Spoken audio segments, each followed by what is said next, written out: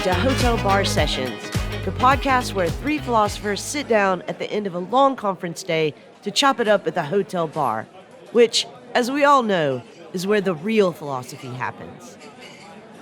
Hey listeners, before we get started with today's episode, we wanted to give you a heads up about some minor sound issues. We had a few difficulties with our guest's microphone, so at times you might hear a slight clicking sound when she speaks. Don't worry, it's not your headphones. The sound is only sporadic, and we couldn't bring ourselves to scrap this really important conversation. So stick with us to the end. As always, we appreciate your listening. Welcome back to another episode of Hotel Bar Sessions. I'm Jason Reed, and as usual, I'm joined by my co-hosts, Rick Lee and Lee Johnson. And this week, we are discussing trans philosophy with special guest Talia Bettcher. Before we get to that, let's get our drink orders and our rants and raves. So, Rick, what are you having and what are you ranting or raving about? So I'm going to have a left-hand stout, and I actually don't know whether this is a rant or rave, but after a recent conversation we've had on the podcast, I started watching Naked Attraction, and I can't stop watching it.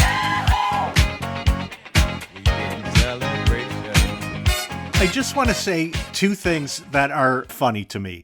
One is that genitalia becomes so boring so quickly that it's amazing. It's true. But the second thing is every contestant says they came on the show because they feel like when they see someone naked, they see the real them. And then the next thing they say is like, but the real you has an ugly dick. And so I'm just sort of fascinated by what the hell is going on with this entire show. I have to keep doing more research. So, Lee, what are you having and what are you ranting or raving about? Well, I'm actually going to have a hot cinnamon tea today. It's finally gotten a little bit fallish outside, and I'm going to try to encourage more fall weather by drinking a fall drink.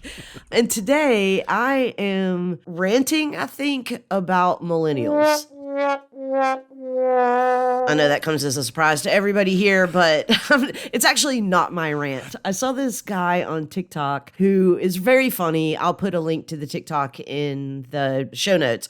But he basically does these sort of reviews of generations.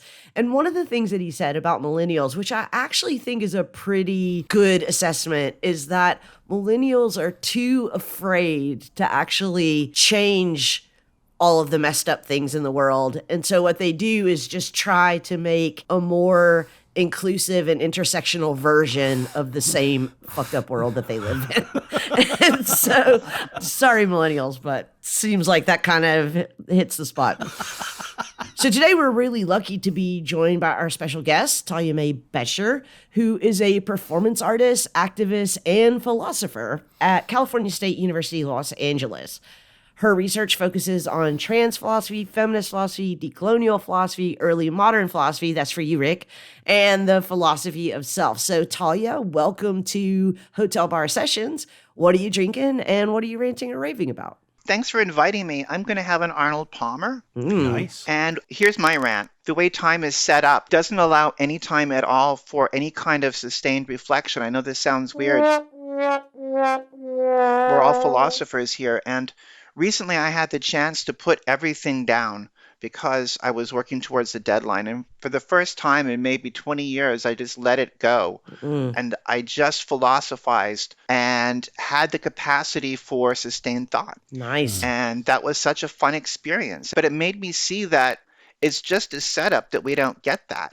I mean, not only is it we just don't have time, but the way that time works and what we're expected to do in it is to multitask.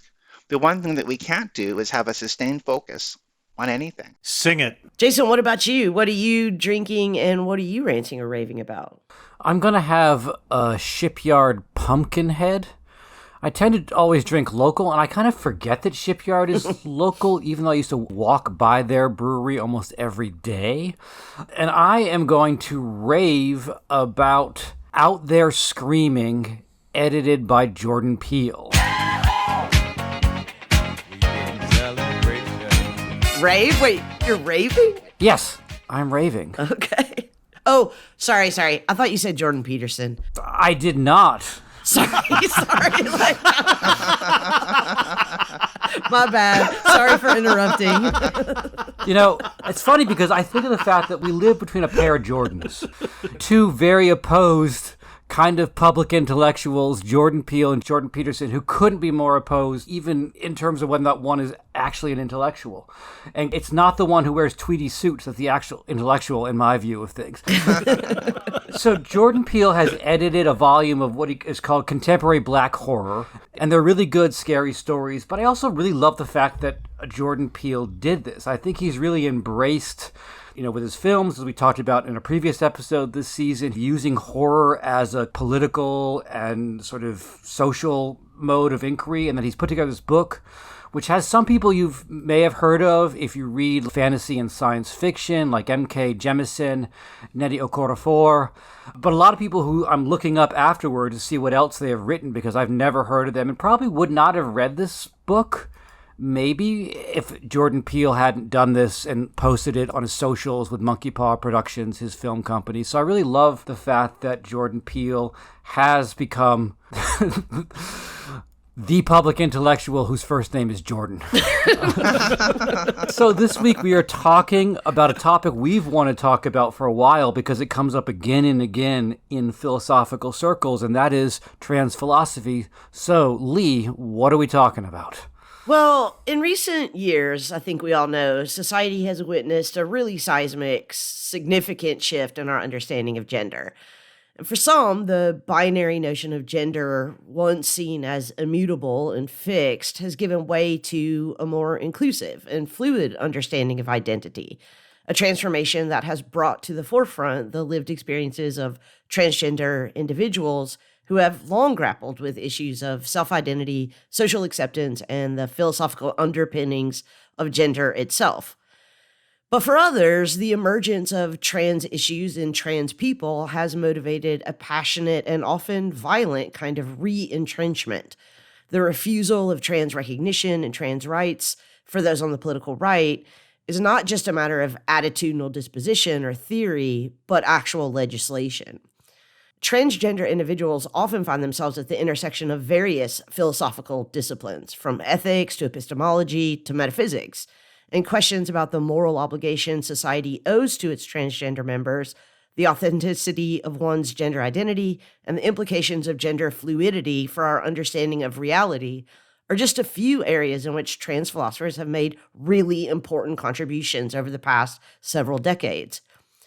But philosophy can also be blamed, or I guess credited, depending on your view, with the rise and influence of trans-exclusionary radical feminists, or TERFs, whose rhetoric and views sharply divides not only philosophy Twitter, but the discipline itself. But discussions about trans philosophy extend way beyond academia and, of course, into the realm of social justice and activism. Trans issues encompass a wide range of concerns, including important ones like healthcare access, legal recognition, and the protection of civil and human rights. These practical considerations are deeply rooted in the philosophical discussions not only about sex and gender, but also about fairness, equality, and the social contract, adding an urgent and concrete dimension to the work of people like our guest today, Talia Bettcher. So we're really happy to be joined by Talia, author of the 2019 essay, What is Trans Philosophy?, to explore the multifaceted world of transgender experience, identities, and the profound philosophical questions they raise.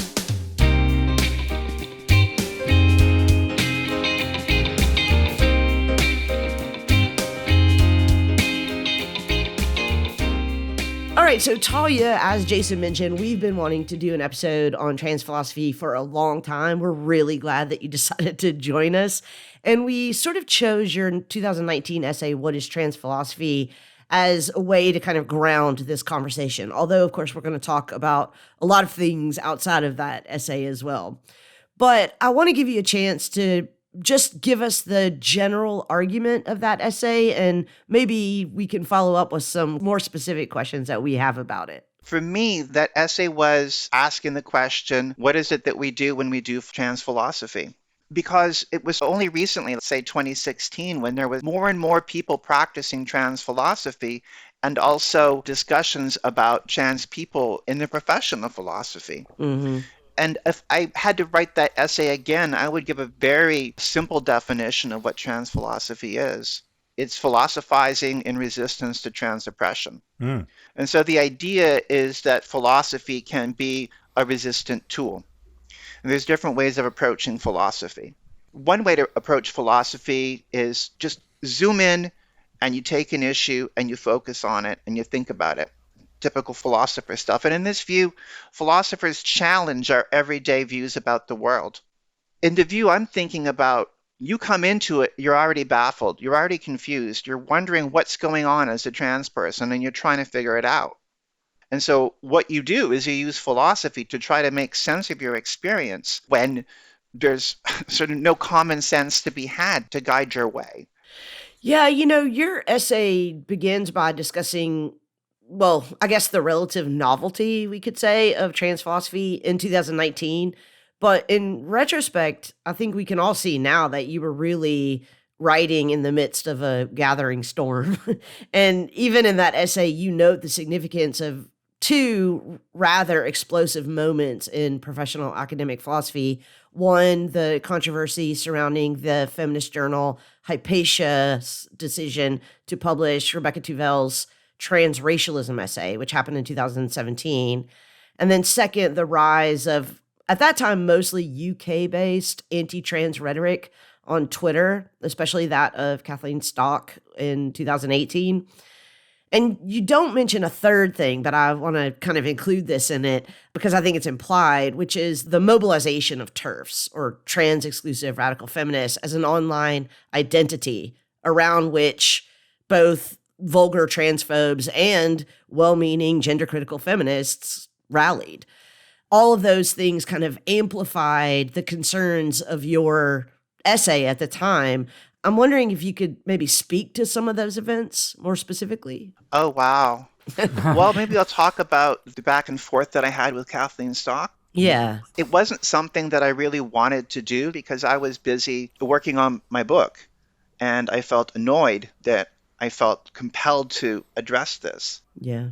Sort of feeling this sense that, oh, well, I must put down what I'm doing now and prioritize this. And why should I have to prioritize this?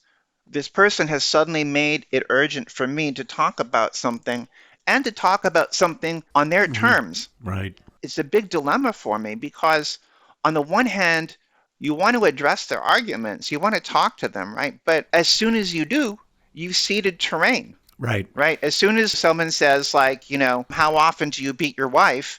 You answer, you've already conceded the terrain. Yeah. Right. You've entered into the conversation that doesn't give you the resources that you need.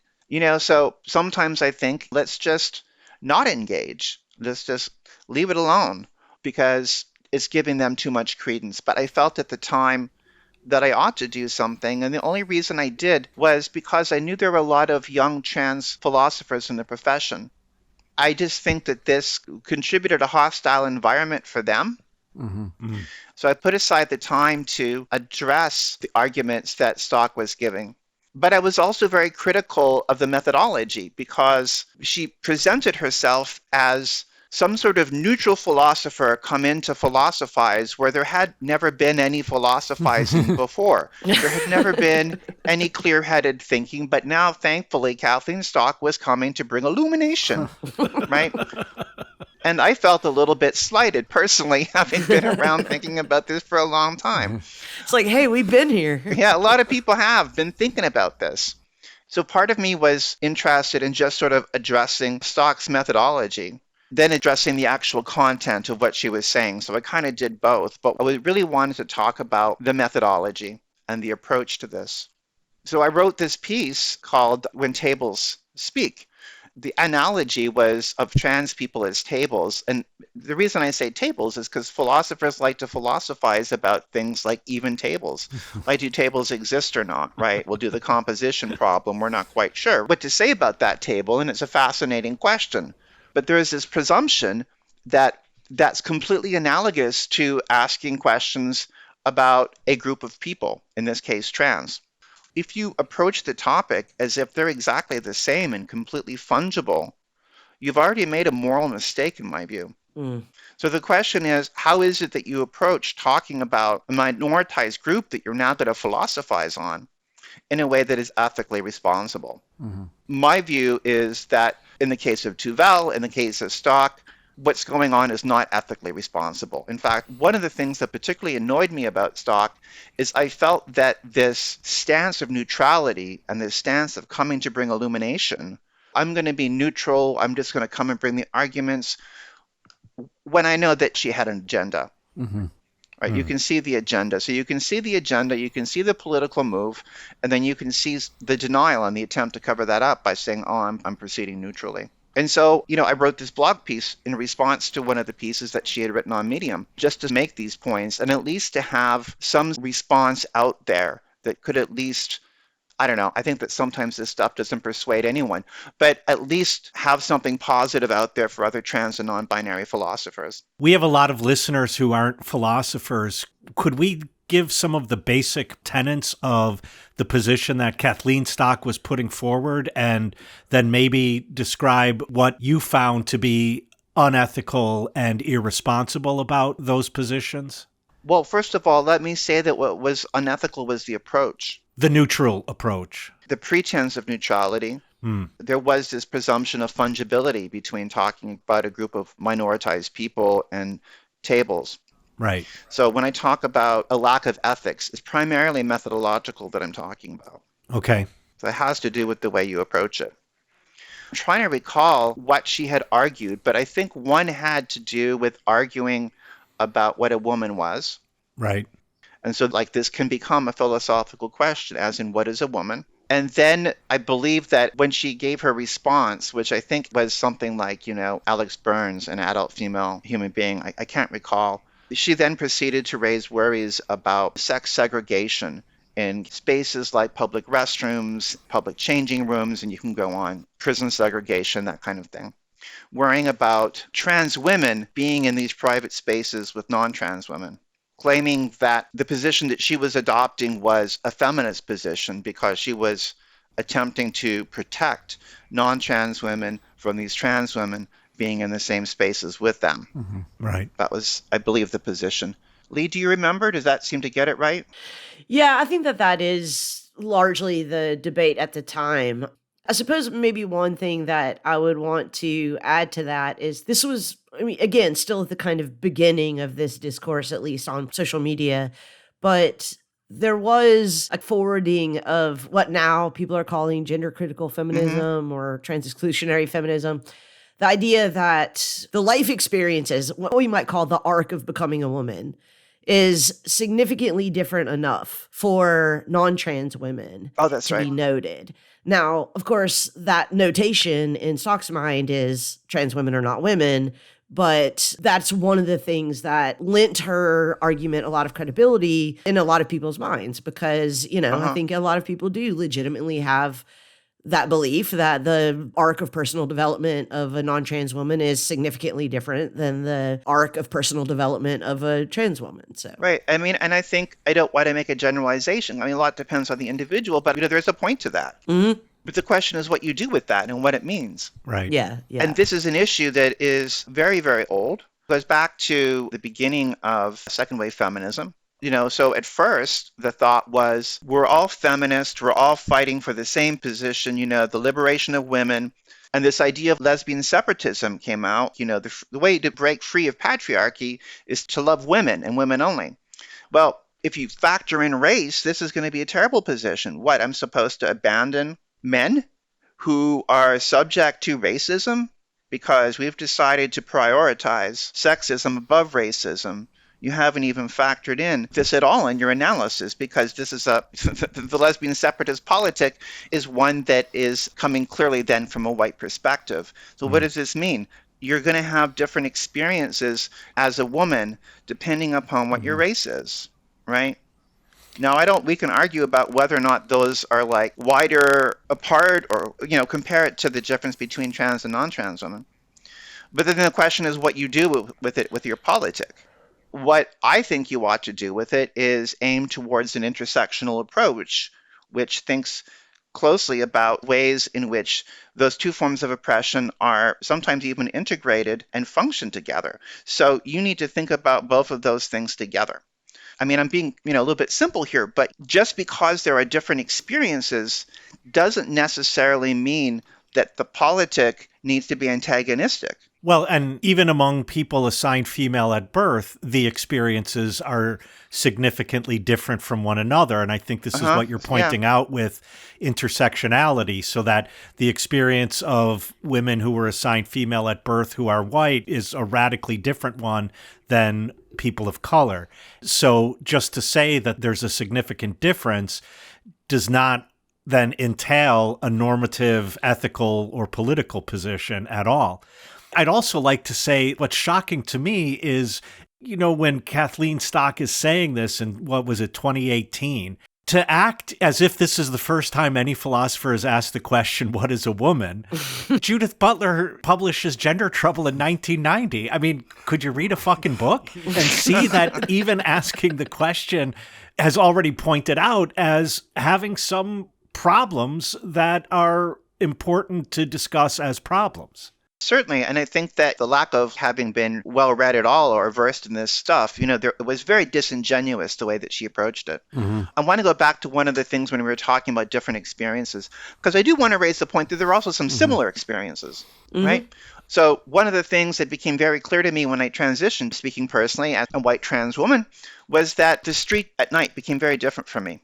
The way I negotiated the street became very different.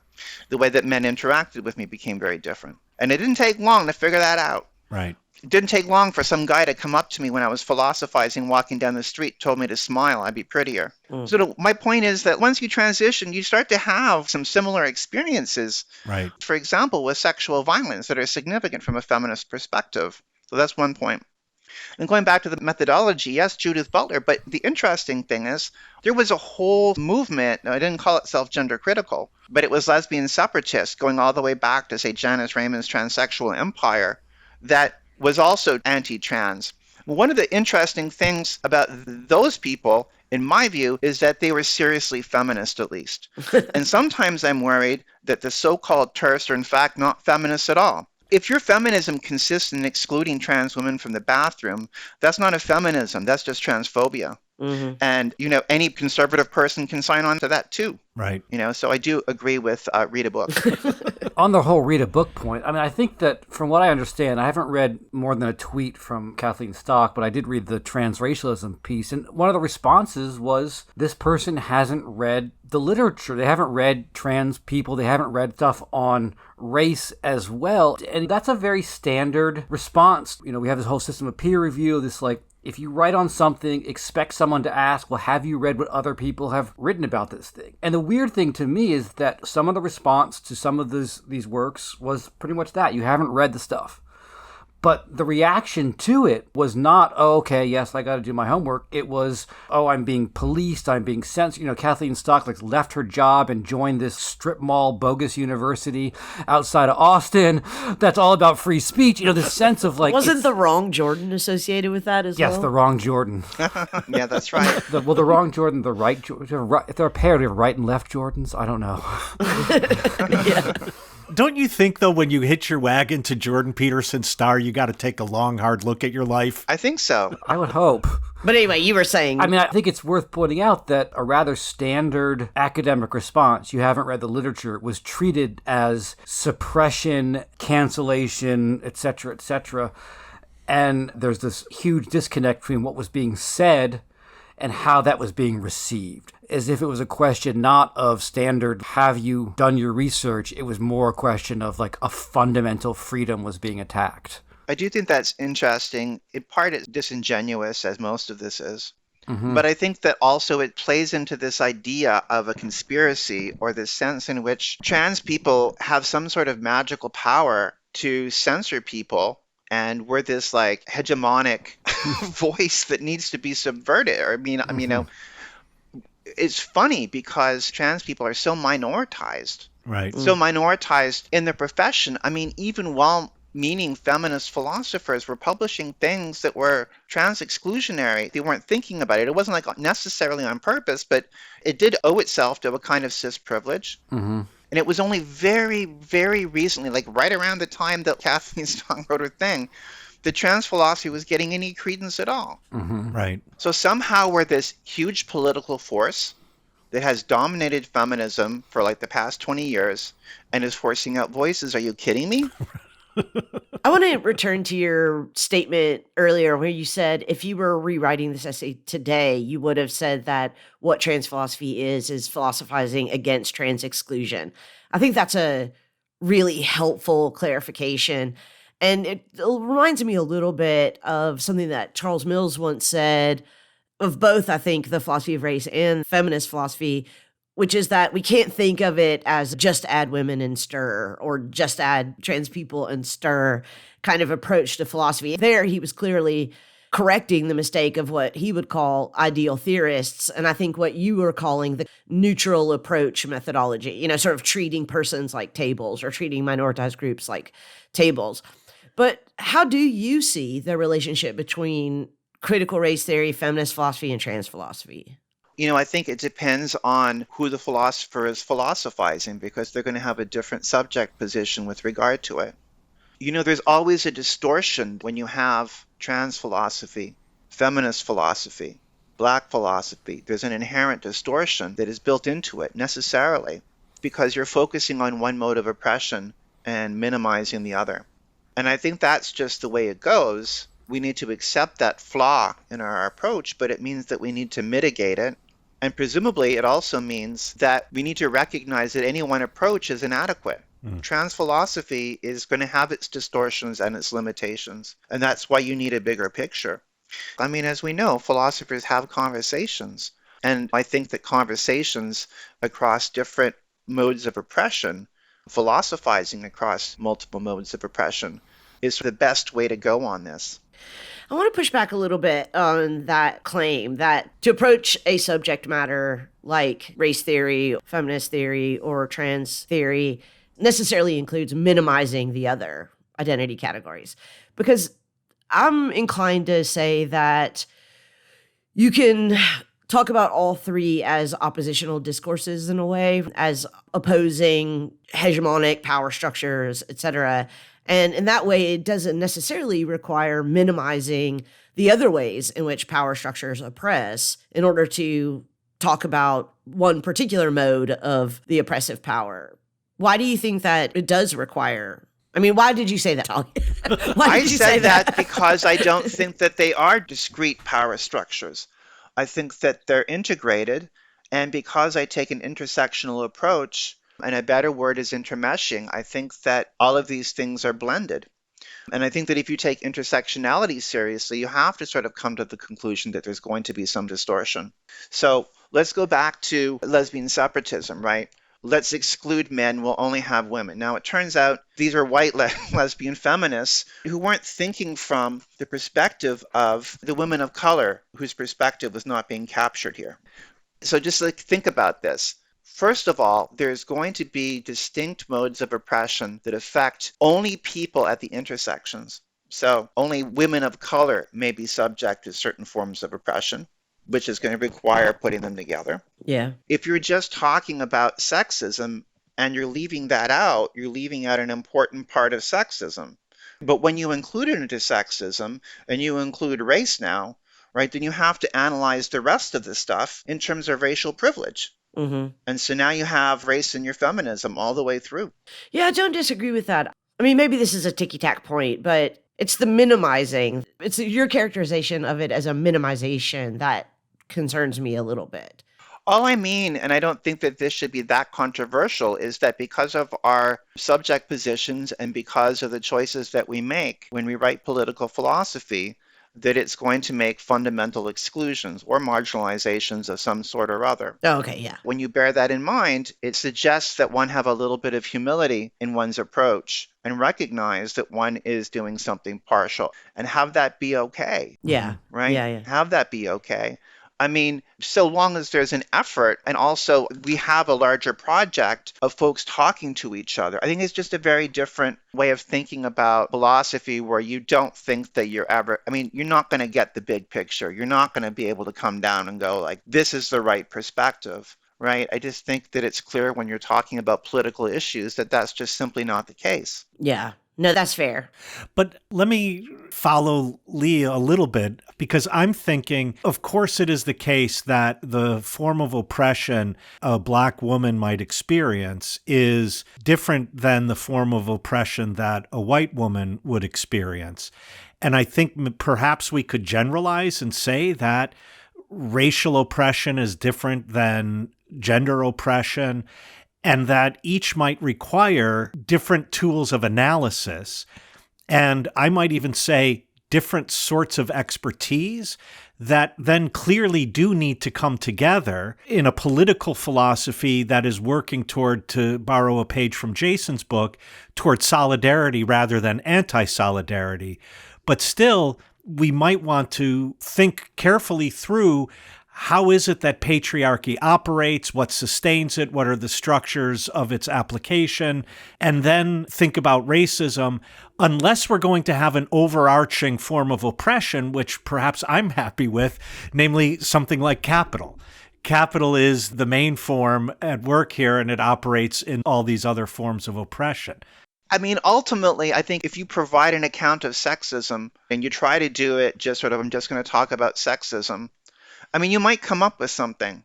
But the worry is that if you're coming at it from a privileged perspective, say a white perspective, then what you're talking about in terms of sexism is going to be distorted. Mm-hmm. Now, you make this choice about talking about either sexism or racism, but let's go back to the foundations of this country, which is predicated on slavery. The so-called masters could rape their female slaves. It's an expression of white supremacy and an expression of patriarchy, and it's fused into one thing. And so you can't just go, oh, we're going to focus on sexism instead of racism, because that is both. So then if you take that seriously, I mean, you might talk about the general structures of rape and sexual violence, and that's an approach I think you could do. Right. But you need to mind the fact that this is going to be saturated with other domains of oppression. Mm-hmm. Well, I find really compelling your point that if I'm to lay bare the structures of, let's say, sexism, to use the example you used, that if I don't do this in an intersectional way, then I'm laying bare the structures of sexism for privileged women like me, rather than structures of sexism in general. You know, one of the things I like about your essay, Talia, is that you talk about this fundamental different orientation, that trans philosophy begins with the WTF question. This very kind of almost Socratic idea of philosophy, like unpacking your assumptions. That's what philosophy does. And you point out that for some people, that speculative, like, what do we really mean by justice, is not really the question. The question is much more imperative, like, why do people want to kill me? And I wonder if, in thinking about that, do we have a way of thinking that there are other philosophies that begin with the WTF? It seems to me like other philosophies that focus on forms of oppression, they're not just sort of speculating about the world. There's an active moment of struggle. I guess I'm wondering if we can think of family resemblances around philosophies that are conjoined by beginning from a point of oppression, and if that makes it possible to think of intersections and articulations around that. Oh, for sure. I agree with that totally. That's why I kind of speak of ground-bound philosophy. Mm-hmm. Yeah. And that's what I mean by it. A philosophy that is in the service of resistance. And I can speak certainly to my experiences of sexism and of transphobia. Both raise this question, what the fuck? Mm-hmm. What the fuck is going on? Mm-hmm. You're definitely right, Jason. I think that in general, if you're struggling with various forms of oppression, the what the fuck is going to arise for you. And I do see ground-bound philosophy proceeding from that place. That's why I really like your advice in the article that philosophers really just got to get out of their houses more often. Yeah.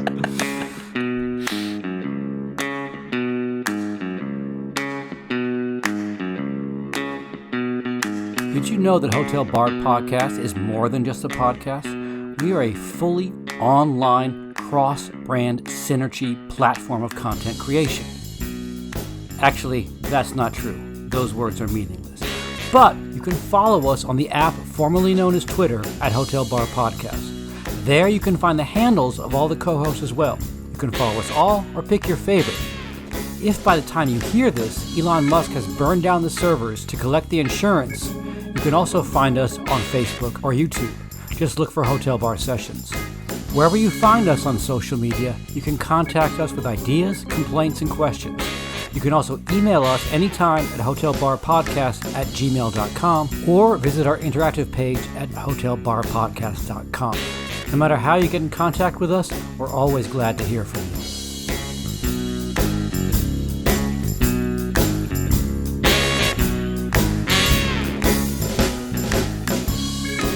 Talia, I've been teaching Judith Butler's Gender Trouble just very recently. And as all of us here know, but just to lay it out for those who might not, one of the main positions that they put forward in Gender Trouble is that gender is performative. That is, if you ask me what is gender, there's not a there there. There was a notion that sex is biological and gender would be the cultural expression of this biological notion of sex. And through a critique of both of those, Judith Butler arrives at this notion of performative. I think many people who teach this text to undergraduates struggle with the fact that then students immediately say, well, then what, people just choose it? And so I don't know what you think about Butler's position in Gender Trouble. If you do think gender is performative, then how could one maintain on the one hand that it's performative and on the other hand it's not chosen? This is a really good question. And sort of ironically, I'm going to be teaching Butler and trans responses to Butler in my class later on today. I myself find Butler to be a brilliant philosopher. I know that they have had a lot of criticism from various different sources, but I believe they will have the last laugh. I think they're very profound. You need to think about our sense of who we are as, in a sense, not prior to these various different performatives, but it's the consequence of those things. It kind of sits on top of it, metaphorically. And so from that perspective, it's not going to be like something you made up, because it's going to be built into your very sense of who you are. You know, for me, Butler's position is a very good queer politic, but it adopts a particular mode of analyzing. I guess they use the expression subversion in this case rather than resistance, where we think of a queer response to a heterosexist hegemony by, as it were, parodying it or making fun of it, right? By exposing its imitative, performative quality. You then have this problem about the trans person who wants to play it straight, who from Butler's position wouldn't be in on the joke and be saying, no, I'm really a woman, or no, I'm really a man. You know, superficially, what's going to end up happening is that person, in Butler's view, is going to end up kind of being a dupe of gender, having misread what's going on and possibly supporting things that they shouldn't be supporting. In my mind, the problem is that we haven't gotten an account of trans oppression. We've gotten an account of queer oppression. And you need a different theory to be able to understand that. Particularly, you need my theory. Plug. I want to ask you a question that I am going to almost certainly regret the way that I phrase it, because I still haven't quite figured out a way to say this that doesn't get me in trouble. Whoa, that was a setup. Okay, but I think that prior to the emergence of TERFs as a category of person and their own self-description of themselves as gender-critical feminists, I would have called myself a gender-critical feminist. And what I would have meant by that is that I don't think that gender is essential. I don't think that it's an expression of something necessary or natural or caused by biology or anything like that, that it is a performance. And for that reason, that I would be critical of any claim that I am a real woman or that somebody else is not a real woman. Of course, you can't now call yourself a gender critical feminist because that just becomes like a synonym for TERF. So I wanted, one, to ask you whether or not you think that someone could be gender critical and not be trans exclusionary. But actually, let me ask you that first, because I have an example that I want to use after. I think that one could be critical of prominent trans theories that are floating around, or trans politic that might be troublesome from a feminist perspective. I think that's completely valid. And I think as well, feminists from within trans community ought to make those critiques themselves. So for instance, this thought that I was born female, I am naturally a woman, it's flowing from some sort of inborn essence, is something I reject wholly. Same. And, that gets me into trouble with some folks who think that it's important to make the claim that we were born this way. Mm-hmm. I mean, I don't see how one commits to a feminism that sort of gives up one is not born a woman. Mm-hmm. There is a difference between a non-trans woman who goes, oh, I'm a natural woman, right? And it flows from me. It's just part of who I am. And a trans woman saying it. I think there's a difference. The trans woman is saying it partly in response or in resistance to oppression that invalidates her. Mm. And I'm worried that what happens is when you pick on trans women for doing that, you engage in what you might call selective targeting. Mm-hmm. Most people believe that they were born male or female. Why are we picking on the trans person? And when we do pick on the trans person, we're erasing the transphobia to which they're responding. Right.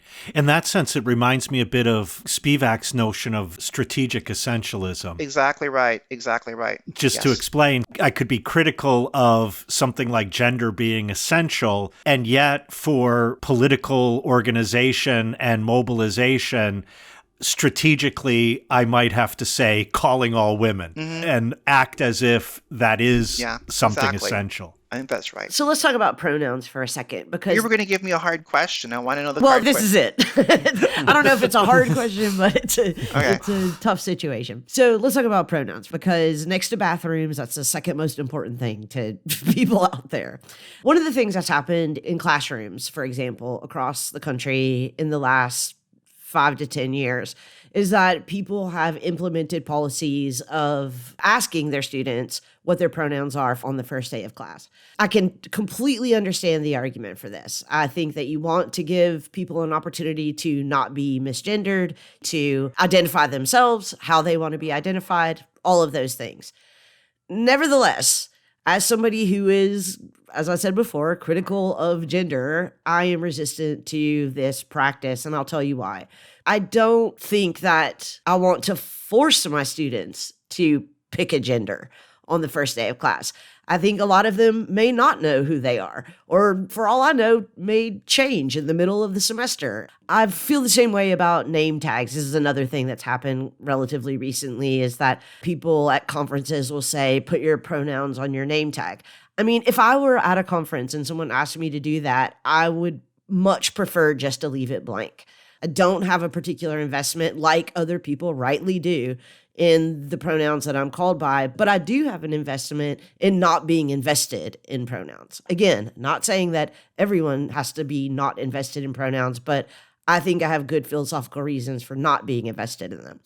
So that's where, just in my practical life, my practical political and social life, the struggle between being gender critical and not being a TERF, that's where the rubber meets the road. First of all, handling pronouns for people, there's almost like no good way to do it. But I agree with you that if you go through your class and have everyone self-declare, that it's forcing them, and it may put people on the spot in ways they don't want to be. One of the things that we have on our roster is if a student wants to put in their pronoun, they can, and it will show up on your roster. And so you know that they're using they, which is usually the issue, right? Right. And then you can pay attention to that without that having to be self-declared. I've only sometimes had students declare their pronouns at the beginning, and I found it very awkward and uncomfortable, and I just generally don't do it anymore. Those are tricky issues. But I kind of agree with you in large on that. When it comes to pronouns, this might get me into some hot water, I don't know. I sometimes think there's way too much emphasis on pronouns, like that's the most important thing for trans people. Mm-hmm. And for many of us, it's not the most important thing. For me, it involved, more than changing my pronoun, right? It involved changing how I present myself to the world, how I engage with the world, how I relate to people. Quite a lot of changes. Yeah. And those changes were not pronominal. Those were other things. And I think that when we confront oppression, it's not just about a pronoun.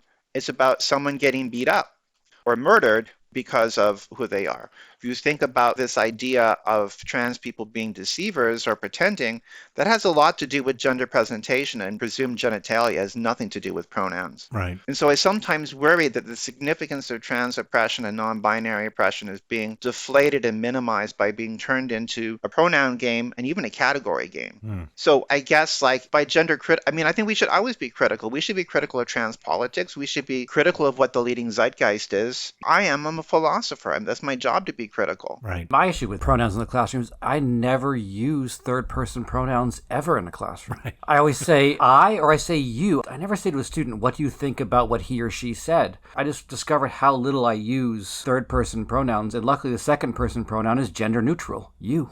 Well, I often find in the classroom that when students use third-person pronouns to refer to what someone else in the class has said, I find that very impolite. Like when he said blah, blah, blah, it just seems weird, and I would much rather have them use a name there. Yeah. You know, what Jim said. But it's because they don't know their name. Exactly. And so when someone uses a third-person pronoun, I often say, oh, you might not be aware, but his name is Jim or whatever. I won't even say his. Their name is Jim. But I find the third-person pronoun very off-putting in a lot of situations. That's interesting. I mean, I guess I'm the outlier here because I use third-person pronouns all the time. I will frequently use a student in the class in an example that I'm telling. And I'll say, you know, Talia and I were walking down the street and she said this to me and then I said this to her. And so, yeah, I do use pronouns all the time. And I don't find third-person pronouns off-putting. I mean, the classroom is not where the pronoun debate is happening. It's not where it's the most contested. It's the most contested out in the street where people feel offended by being corrected on their pronoun usage. You know, and I think that's also a tough issue to deal with because on the one hand, part of me wants to say, like, what the hell does it matter? Just call people what they want to be called. It doesn't matter. But I also don't want to be hand waving about it. If it's important to somebody, it's important to somebody. You know, you don't want to just be like, who cares? But there is a sense of that. Like, why does this matter so much to you? Why do you care? For me, it's a who cares question. Why do you care so much about this? Yeah. I mean, it's not maybe about the person to whom it is important, but what is your vested interest in calling this person by a pronoun they don't want to be called? Right. Sometimes there's this, white grievance. Well, why can't I say the N-word? Because you can't. Yes. Why is it so fucking important that you say that? That's an interesting question, right? And people represent this as if they're being oppressed. But really, the only thing that's going on is someone is making an ethical claim, like, you're an asshole if you do this. Right. I mean, you're not free from ethical consequences. I'm sorry. If you go ahead and you misgender someone, even though it's no big to you, you're behaving in what looks like to me an unethical way. And if I point this out to you, I'm not forcing you. There's no legislation that forces you to do this. But you don't get freedom from being called an asshole. Right. Get out of asshole jail free. Yeah. What did you mean, Lee, by gender critical? I mean, I think that in the most general terms, I simply mean that I don't think of gender as an essential category. I think of it as a symptom of other things. And so I don't tend to talk about gender as real or as naturally or causally connected to sex. Like, I'm critical of that notion of gender. You know, I went to undergraduate school in the 90s. I was massively influenced by gender trouble. So I think that that is a gender critical text. Yeah, okay. Well, that makes me gender critical as well. But you know now that in the profession, if you describe yourself as gender critical, what is heard is that means turf. I know, because what they're saying is that the whole concept of gender that was developed is committing atrocities in patriarchy. And really, we just need to focus on sex and sexism. Mm-hmm. But the funny thing is, you can do a trans politic without using the word gender at all. You don't have to use it. Yeah, of course. Yeah. So, I always thought it would be funny to shift to that. No, we're not using the word gender anymore. What's your problem? But of course, as is true in every group, I mean, that's not some kind of hegemonic position on the part of trans people either. I mean, there are trans people for whom gender is very important and pronouns are very important. And the born this way discourse is very true. For sure. And that's the case for a lot of people, even those who aren't trans. Right. Yeah.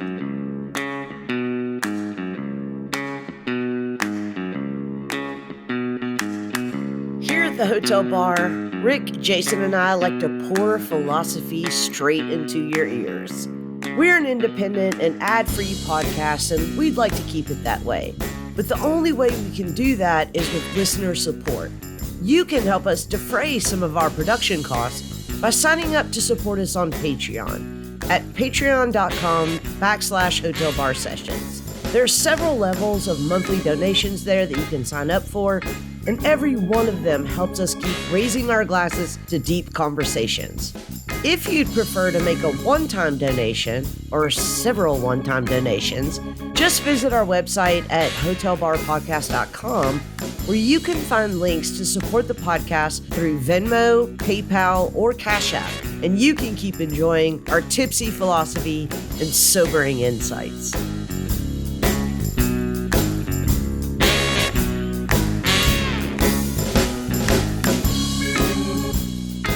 So Talia, since you wrote this essay, things have gotten a lot uglier and more violent and more deadly for trans people. And a lot of that has to do with the fact that the political right in the U.S. is currently engaged in what I think is really a long game of passing more and more aggressively anti-trans legislation at the state level with a hope that it will be challenged all the way up to the Supreme Court. So I was wondering if you could talk a little bit about this spate of recent anti-trans legislation and what you see coming in this battle. First of all, I'm terrified. If Yeah. someone like Trump becomes president, I'm glad that I'm Canadian, and I will really, I think at that point need to leave the country. I'm worried for all of those people who can't. Well, you're also Californian. I mean, if you were in Tennessee right now, I think you'd already have left the country. Oh, yeah, no. There have been people that have reached out to me like, I need help to get out of this state. Yeah. To me, it's like you just cannot separate the trans agenda from, the overturned Wade, the overturned Roe v. Wade. And the fact of the matter is they're going to go after Griswold. I mean, they're going to go after the right to privacy. Yep. Do you honestly think that they're going to stop it? Because they really don't give a damn about the right to life, as it's plain. They're going to go after immigration. They're going to use laws to prevent black folks from voting. I mean, they're going to continue this process down the line.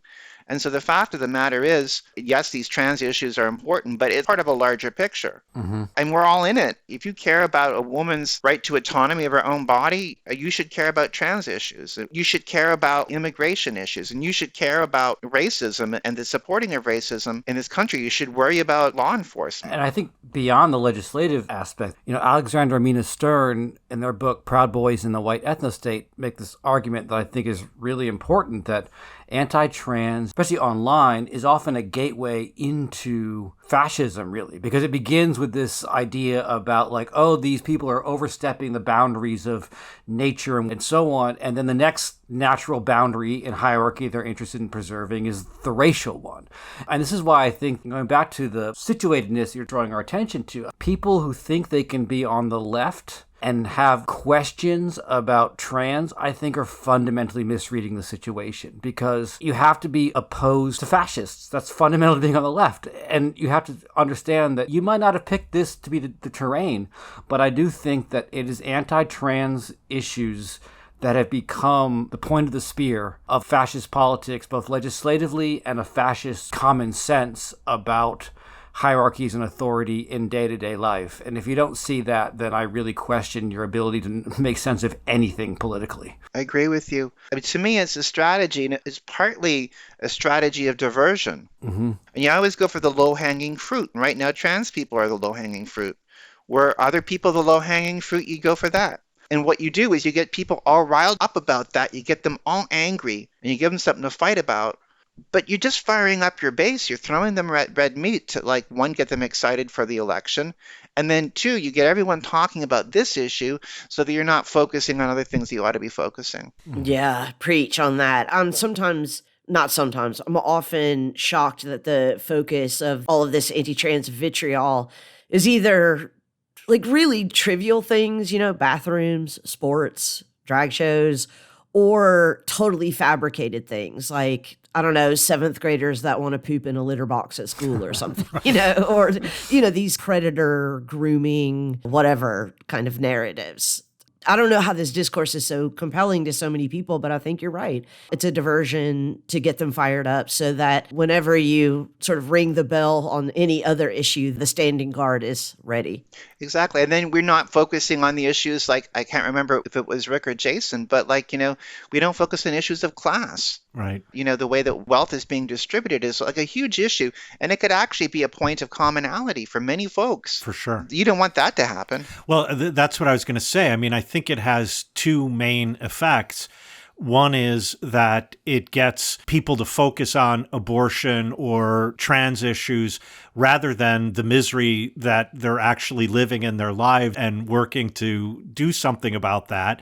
And secondly, it prevents solidarity among people who would otherwise have solidarity. So now we could all get excited about trans people who we should be in solidarity with because in a certain sense, we're all fucked by the same system. Exactly. Yeah. Agree totally. It's also amazing to me how much of the internal contradictions that these people can overlook.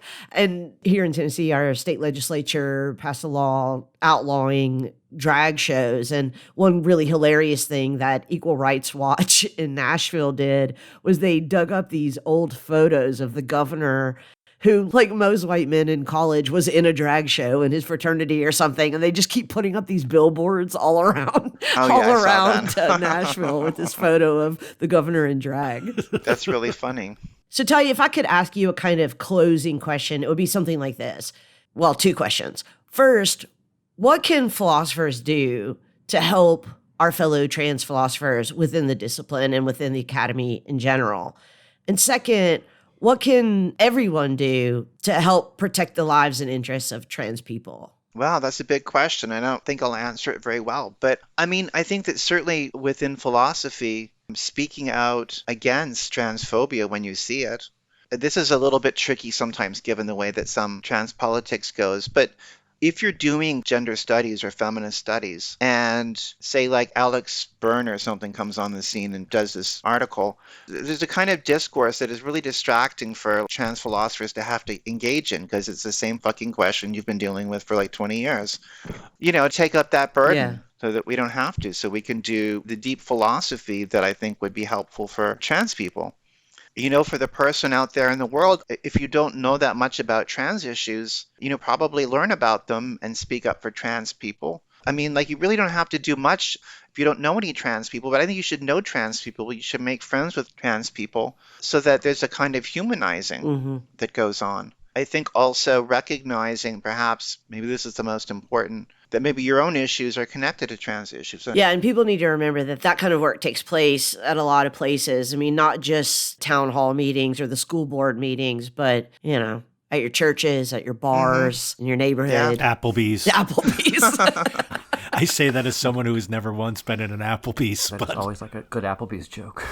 Well, we've just got last call issued, so we're going to have to skedaddle out of here. But Talia, we really want to thank you for coming. This has been a great conversation. Yeah. And you know, this is not to throw other guests under the bus, but I think you hit our vibe really well, namely that we can talk serious philosophy without using a whole lot of jargon. And so I think this has been a really great conversation about issues related to trans philosophy.